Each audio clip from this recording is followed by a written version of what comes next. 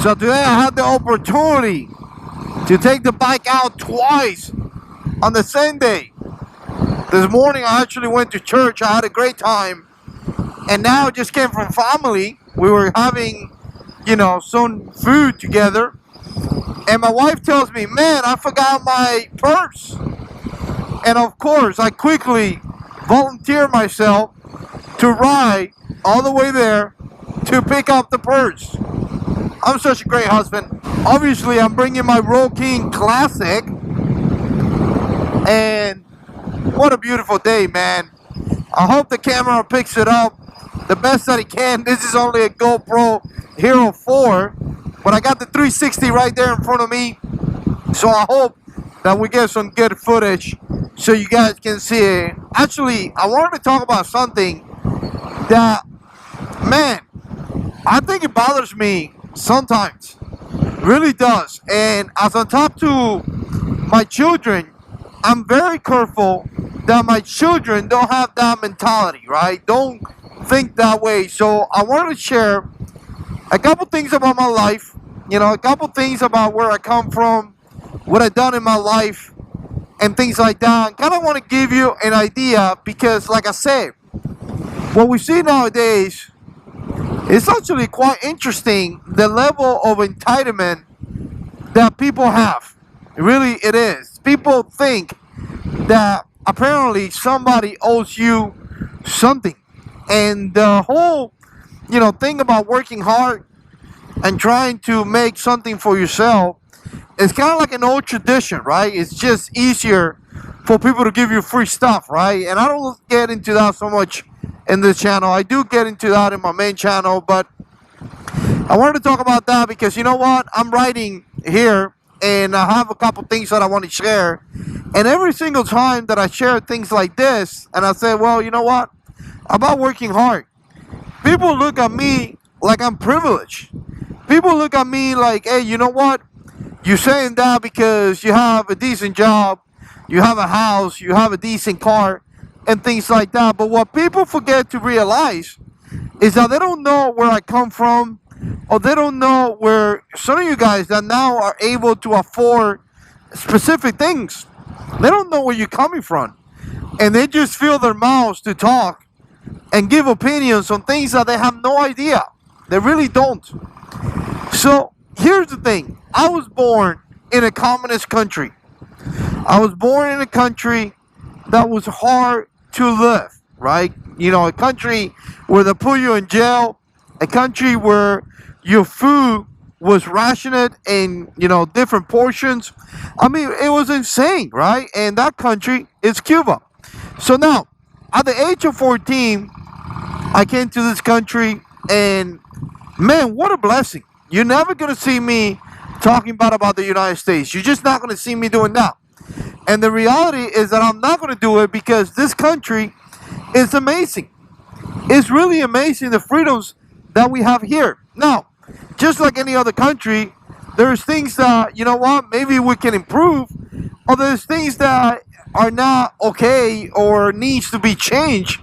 But that's any system out there. That's anything out there. I'm sure that if you see your personal life right now, there's things in your personal life that you can change, right? So again, to say that this country is not amazing because ones and twos or some things that you personally feel that is not the best, it's just not fair.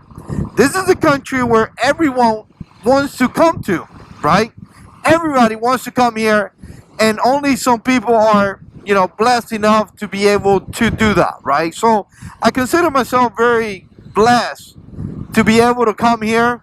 My mom, my family brought me here, and to be able to, be raised in this country at the age of 14, I just consider myself really blessed. And when I see people complaining about the United States, I think to myself, quite frankly, you have no idea what you're talking about.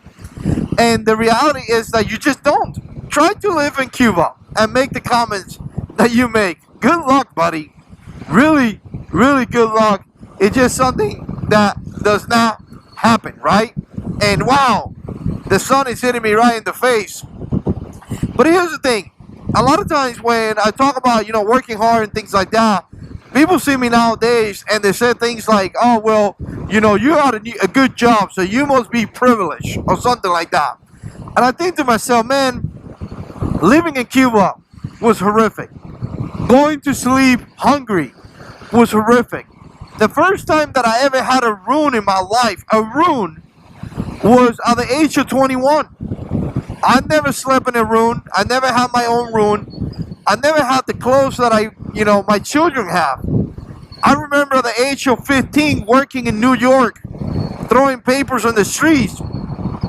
And again, I was just throwing papers. It wasn't really because my mom was trying to teach me how to be responsible or anything like that. It was just, quite frankly, because we were broke.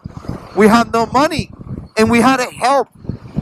And again, all those things are kind of what makes me a man that I am right now. I'm blessed that happened. I'm blessed that I have the opportunity to do those things, because you know what? It gave me the mentality that I have now. And it's a mentality that I don't see in today's generation. Now, I don't want to hit today's generation that much, because it's our job as the past, older people to teach the new generation. So it's our job to give them advice. So I don't want to be like, well, this generation sucks and that's about it, right? I like to give advice to the younger people because I'm 40 years old. But again, I never had some of the things that many kids had, or my kids had right now. We actually had to work. We really, really had to work. And when I finished high school, my choices weren't that great neither. It wasn't because my mom didn't want to. It's just because my mom couldn't. We didn't have that kind of income. We didn't have that kind of money. We didn't have none of those things, right? On the other hand, my children, I'm blessed because I'm able to give them a better life. And I'm just very happy that that's the case, right? Very, very happy that I'm able to do that for my children. But again, when I left the high school, I decided to go in the Marines. And I worked for about a year or so. And then I decided to join the Marines. I served in the Marine Corps 11 and a half years. I went to college. I got my bachelor's degree. And everything that I have right now has been because hard work. By the way, I don't know if I mentioned this yet to the point of this video. I had to learn a different language. A different language, guys. I had to learn how to speak English. Cuba speaks Spanish. By the way, another excuse, I don't know where my dad lives. I haven't seen him in 10 years.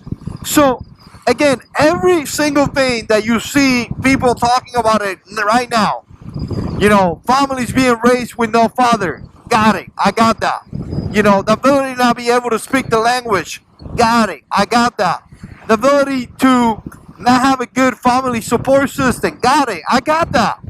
So again, all those issues were present in my life. But you know what? I had one thing in common, or I had one thing in my mind, which it was to work hard. Work hard. Work hard. And that was always being my mentality since, I don't know, since I'm 14 years old, and I had to go work with, again, in New York, throwing papers so I could make some money and I could help to support my family, right? So this is something that you don't see nowadays in this society. This society is full of excuses, just full of excuses and full of laziness. Really, they want to find any excuse that they can to justify. Oh, my dad is not here in my family. Okay. Oh, you know what? The system is unfair. Okay. Oh, you know what? This is too hard. Okay. Get out of here. Really, get out of here.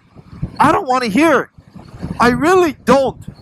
And people are being raised in a society of being a victim and laziness. So, I'm not a victim. I told my kids this all the time. Don't you dare to use the fact that you are Hispanic as a sign of being a victim. Don't you dare to do that, boys. I'm talking to my boy Fabian, my boy Lorenzo, my boy Manny. Don't you dare. You're not a victim. You're really not. you are a person that live in the best country ever, and you could do so many different things. Really, you can. But no, you know, people want to find excuses. People want to blame every single circumstance to justify their laziness. It's insane. Really insane. When I hear people talking sometimes, I'm like, you gotta be freaking kidding me. Wow, the sun was into my face so bad. You gotta be freaking kidding me. You really do. Again, every excuse in the book of excuses. So I tell my kids, seriously, I tell my kids this all the time. You're not a victim. You could work hard. You could do things for yourself. You could be anything that you wanted to do. God does not say you are a victim. God says, I came here so you could have you live, so you could live your life in abundantly. Wow. The Lord says, I have plans for you to prosper, not to be a victim. And again, you see it all the time. People want to be a victim. People want to justify their behavior. People want to justify their laziness. It's really quite upsetting to see that. And then they see you, like in my case, and be like, well, you know, you have a house and you have this. And I'm thinking to myself, bro, you don't know me. You don't know how many times we went to sleep hungry because we had no food. You don't know how many times my mom couldn't buy me shoes because we had no money. We struggle hard. But you know what? Hard work. Hard work pays off, guys. It really does.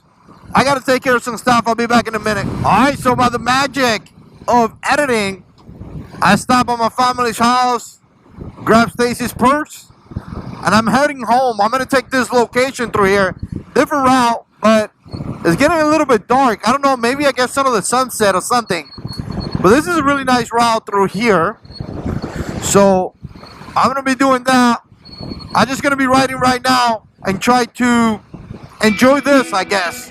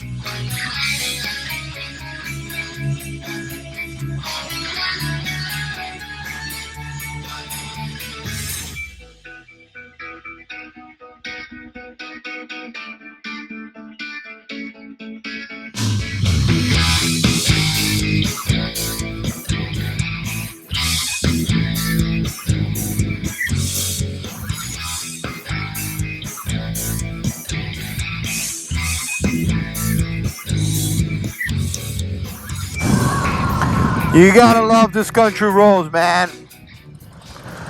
It's just amazing. Look at this place right here. A little house right there.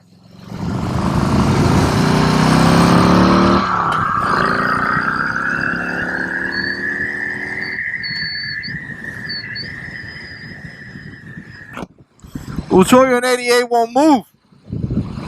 They move fast enough. Enough for you to, you know, something bad to happen to you. People that say they don't, I don't know what they're thinking.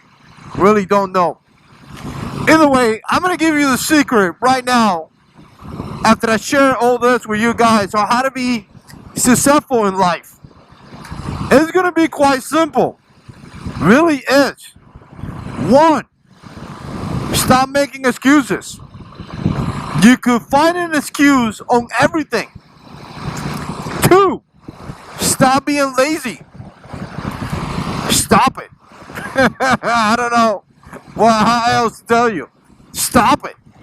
Stop making excuses. Stop being lazy. Number 3, work hard. Work hard.